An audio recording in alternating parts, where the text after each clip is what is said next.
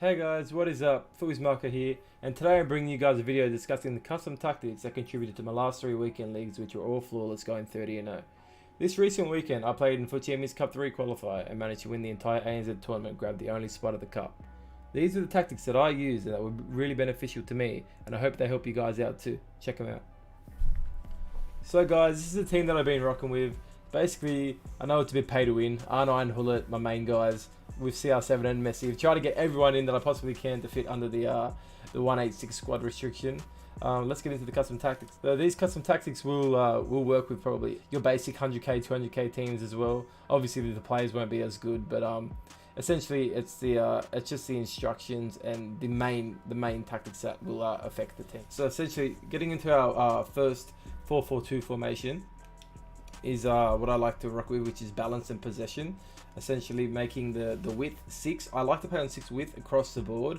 Makes my backline a bit more wider, because a lot of people do like to attack down the wings, and I feel like, I don't know, just keeps your left and right back a little bit closer to the sideline, and being able to help out coming back also with the centre backs. I don't know, just feels like when they're trying to go down the wing, they don't have as much space. With regards to depth, I always play on 4, because I don't know, 3's a little bit too low. They tend to sit too far back in the box if you play on 3, and if you play on 5, they sit a little bit too high, in my opinion. Depends how much of a high press you want to play also. With regards to the attacking style though, width I normally keep it on 5. I don't really touch it. The players in the box, I like to keep it on 5 or thereabouts, because in this game, FIFA 20, you need to get as many players in the box when you're attacking to try and score. So yeah, that's the main issue I have. Corners and free kicks, I normally keep them across the board on 2, because getting counter attacked on this game is crazy. So the lower they are, the better to avoid the counter attacks basically. So my 4-4-2 instructions are basically the left and right back stay back while attacking. Now this is where it gets a bit interesting. So my left mids and right mids, I leave them on balance, but depending on how the game's going, if I'm winning, I'll put them on come back on defense. But normally I'll put these on either get in behind or balance, but the main one here is cut inside. They like to make the runs from the wide, obviously cutting inside, and it gives you a lot more options going forward.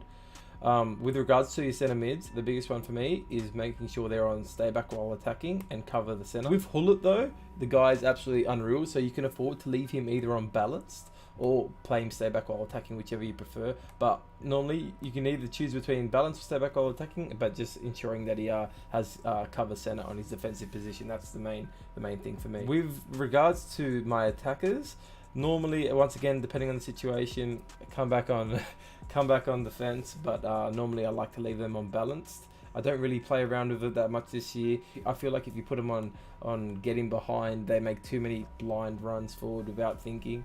So a mixed attacks, keeping them on default seems to work the best for them. So with this formation, we run a 4-2-2. Basically, again, balance, 6 width on the defense, 4 depth on the defense also. With the attack, balanced also, 5 width again, 6 players in the box, 2 corners, 2 free kicks. Essentially the same as a 4-4-2, but just balance. The 4-2-2 allows your cams to push up a little bit more than what your left mid and right mids do, although you need to tend to trigger more of your runs this year with L1 and R1. So essentially with the instructions on the 4-2-2, the same thing as 4-4-2. I stay back while attacking on my left and right back.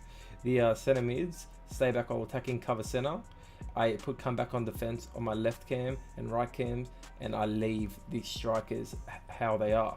And I tend to use this formation when the game's a bit even or a bit stale and you want to try and break it open a little bit. This is the formation to do that. I'd sometimes also take the comeback on defense off and put them to balanced, so that would look like that obviously, and the team would just flow like that. Alright guys, 4-2-3-1, this is the main formation that I've been using the past 3 weekends. This formation is unreal again this FIFA. Once again, 6 width on the defense, balanced, 4 depth as well. Balanced on the attack, 5 width, 6 players in the box. Basically the same as the other ones, 2 corners, 2 free kicks again. But the difference with this one is on my instructions here, this is where it changes a little bit. So on my left and right backs, I have stay back while attacking, but I can flick these off at times as well. So if I'm losing or it's a bit stale as well, I'll take my left back and right back off stay back while attacking, so they can make an overlapping run. so I'd flick him just to balance, and they'd make the over-attacking runs as well. But essentially the main ones here are for Hullet and Nainggolan. So stay back while attacking and cover setter is the main one again. Also, I tend to leave Hullet on balance as well at times because he's so good. I just feel like he does a lot of the job for me. Can go up and down the pitch without without having to control him at times. It's actually crazy. And yeah, so you can either leave him on balance or stay back while attacking. With my cams though, here's where it gets a little bit interesting. This changes on a week-to-week basis as well. I tend to keep my cam on comeback on defense, so he's sitting literally just in front of the CDMs, whilst I leave my left cam and my right cam on basic, so I don't touch them.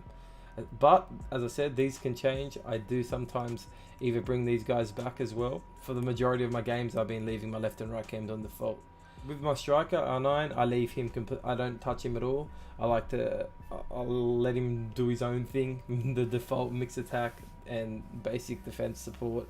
Yeah, I feel like touching the strikers this year, I don't know, just makes them do unnecessary things. They because AI this year, they do a lot of things for you, but in attack I feel like they just run in the straight line for no direct reason in the box. Like they'll be open for a cutback chance and R9 will just keep running into the box for no reason at all. So that's why I just don't like to touch any of the instructions. Alright guys, this is my last formation, 3-1-4-2. Essentially I don't use this formation a lot. It's only when I'm down the last 10 or so minutes, I'm chasing a goal heavily, I'll flick this on, basically putting the depth up to about 6 or 7, leaving the width as it is, fast build up, width 5, players in box, I'd even up it to between, I don't know, 6 and 8. You need to get as many men forward in the box. Corners I still leave it, and free kicks I still leave it, but the instructions, essentially, here's how it looks. A bit of a weird formation, but basically, Van Dijk at the back, Mendy at the back, I put Nainggolan on the left there, Semedo on the right, but I don't touch any of the centre backs. The right midfielder, so to speak, I put on comeback, which is Semedo. I know I'm trying to attack, but with this formation, sometimes they can all 6 of them will push up, and you'll literally just leave Hullet by himself. So that's why I feel like you need Nainggolan and Semedo to stay back and just let CR7, Ronaldo, Messi, and Neymar attack. So essentially, how it works is I don't really touch any of the attackers. Just because they're so close to each other, I feel like they just work perfectly. I let them roam, do their own thing, and sort of just have the 3 sitting in behind. But the key for this one is I just have cover center on Hullet, and I just let him run free. Actually, I have stay back while attacking also, but if it's really bad, I'll put it to balance and just let him run free as well.